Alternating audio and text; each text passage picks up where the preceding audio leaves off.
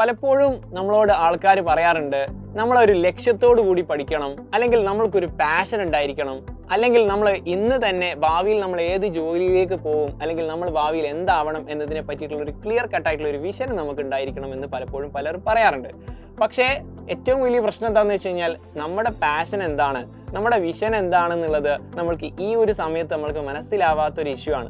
അതിനു വേണ്ടിയിട്ട് നമ്മൾ പലപ്പോഴും ആപ്റ്റിറ്റ്യൂഡ് ടെസ്റ്റുകളൊക്കെ നടത്താറുണ്ട്, അങ്ങനെ നമ്മുടെ പാഷനൊക്കെ കണ്ടെത്താറുണ്ട്. പക്ഷേ നമ്മൾ ഒരു ഒളിമ്പ്യാഡ് രൂപത്തിൽ, ഒരു ഒളിമ്പ്യാഡ് എക്സാം പോലെ ഇന്റർനാഷണൽ ലെവലിലേക്ക് ചിന്തിക്കുന്ന സമയത്ത് നമ്മുടെ സ്കില്ലുകളെയും നമ്മുടെ ക്രിട്ടിക്കൽ തിങ്കിനെയും അപ്സ്കെയിൽ ചെയ്യേണ്ടതായിട്ടുണ്ട്. അതിനു വേണ്ടിയിട്ട് നിങ്ങൾക്കൊരു കിഡിലൻ സ്കോളർഷിപ്പ് എക്സാം ഉണ്ട്.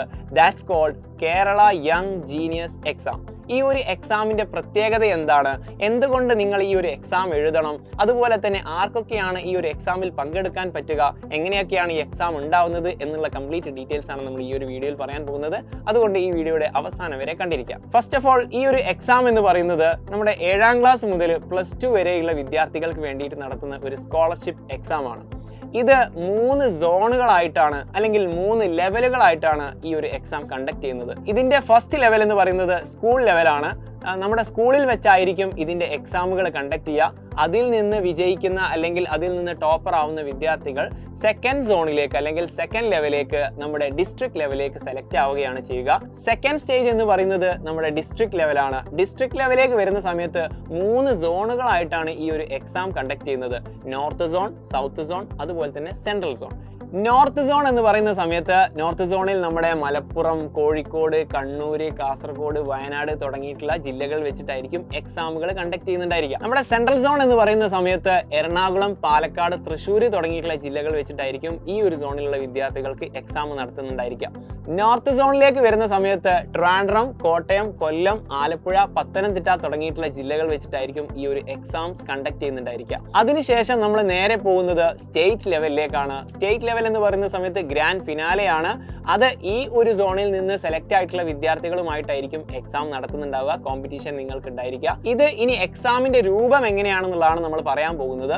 നമ്മുടെ സ്കൂൾ ലെവലാണെങ്കിലും അതുപോലെ തന്നെ നമ്മുടെ ഡിസ്ട്രിക്ട് ലെവലാണെങ്കിലും നിങ്ങൾക്ക് ഉണ്ടാവുന്ന എക്സാം എന്ന് പറയുന്നത് MCQ ബേസ്ഡ് ആയിട്ടുള്ള ക്വസ്റ്റ്യൻ ആയിരിക്കും. അതായത് ഒരു ക്വസ്റ്റ്യൻ ഉണ്ടായിരിക്കും, അതിന് 4 ഓപ്ഷൻ ഉണ്ടായിരിക്കും.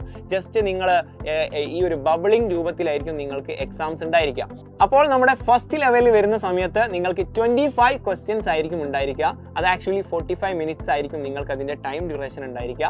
ഇനി നമ്മൾ സെക്കൻഡ് സോണിലേക്ക് അല്ലെങ്കിൽ സെക്കൻഡ് ലെവലിലേക്ക് വരുന്ന സമയത്ത് നിങ്ങൾക്ക് 75 ക്വസ്റ്റ്യൻസ് ആയിരിക്കും ഉണ്ടായിരിക്കുക. ഇതിന്റെ ഡ്യൂറേഷൻ എന്ന് പറയുന്നത് 3 hours ആണ്. ഇനി നമ്മുടെ ലാസ്റ്റ് ആൻഡ് ഫൈനൽ സ്റ്റേജ് ഉണ്ടല്ലോ, നമ്മുടെ ഗ്രാൻഡ് ഫിനാലെ, നമ്മുടെ സ്റ്റേറ്റ് ലെവലിലേക്ക് വരുന്ന സമയത്ത് നിങ്ങളുടെ എക്സാമിന്റെ ആ ഒരു രൂപം മാറും. ഇതുവരെ നമ്മൾ MCQ ടൈപ്പ് ഓഫ് ക്വസ്റ്റ്യൻ എഴുതിയിട്ടുണ്ടെങ്കിൽ അല്ലെങ്കിൽ എക്സാം അറ്റൻഡ് ചെയ്തിട്ടുണ്ടെങ്കിൽ ഇനി നമ്മൾ നേരെ പോകുന്നത് ഡിസ്ക്രിപ്റ്റീവ് ടൈപ്പ് ആണ്. അതായത് നമ്മുടെ സ്കൂൾ ലെവലും അതുപോലെ തന്നെ നമ്മുടെ ഡിസ്ട്രിക്ട് ലെവലും നമ്മൾ എഴുതിയിട്ടുള്ള MCQ ക്വസ്റ്റ്യന്റെ ആ ഒരു ഡിസ്ക്രിപ്റ്റീവ് ടൈപ്പ് എക്സാം ആയിരിക്കും ഈ ഒരു സ്റ്റേറ്റ് ലെവലിൽ നമ്മൾ കണ്ടക്ട് ചെയ്യുന്നുണ്ടായിരിക്കുക. ഇതിന് 2 ഫേസ് ഉണ്ട്. സെക്കൻഡ് ഫേസ് എന്ന് പറയുന്നത് ഒരു ഇന്റർവ്യൂ ആണ്.